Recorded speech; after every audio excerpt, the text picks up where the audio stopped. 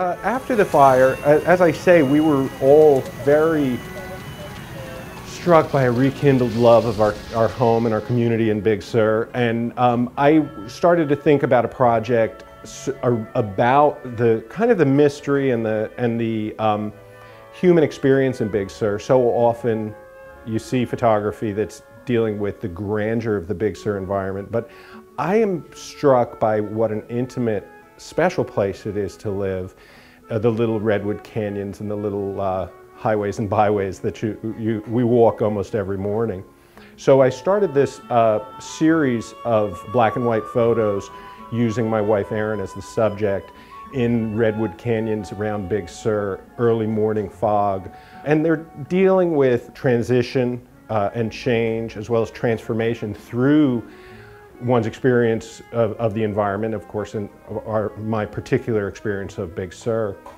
I call it a photographic poem, which I haven't really articulated in words, but I'm hoping that people who look at it and think of it in that way hopefully will be inspired on their own to think of, to see it more lyrically than just a group of random images.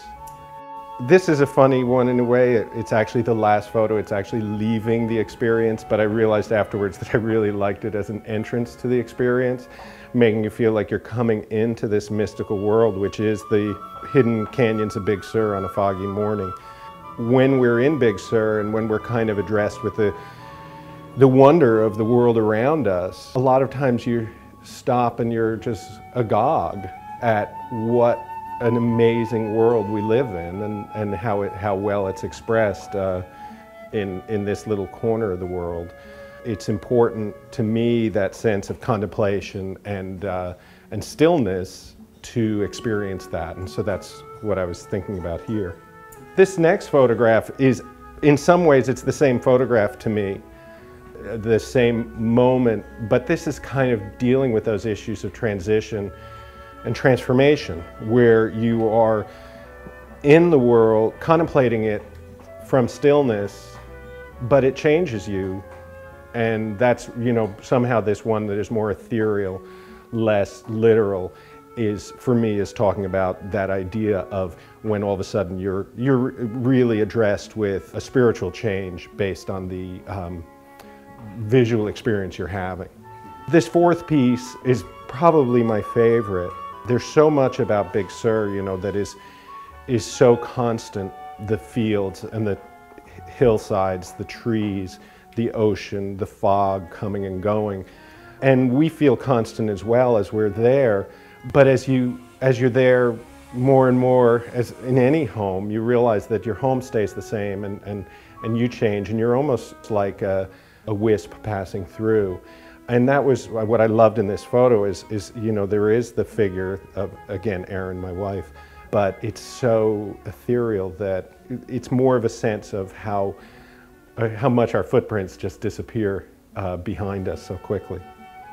And then this picture for me is when you take the literal idea of transformation. I loved something about the sense of stillness, of sitting, leaning against this tree and being there in the midst of the natural environment, and then the movement, and then again stillness of being on a path. There are these moments in your life where you are so present, and then you go on to another one, and once again you are so present, and it's almost like there was something in between, but you don't even know what it was that changed you so much. You're always hoping that the transformations that take place in your life are transformations for the better. This final piece is, again, a moment of transformation. Obviously a person in a contemplative, again, my wife Erin, in a contemplative position. The grandeur of the redwood grove and that uplifting sense that we get from really experiencing that kind of environment.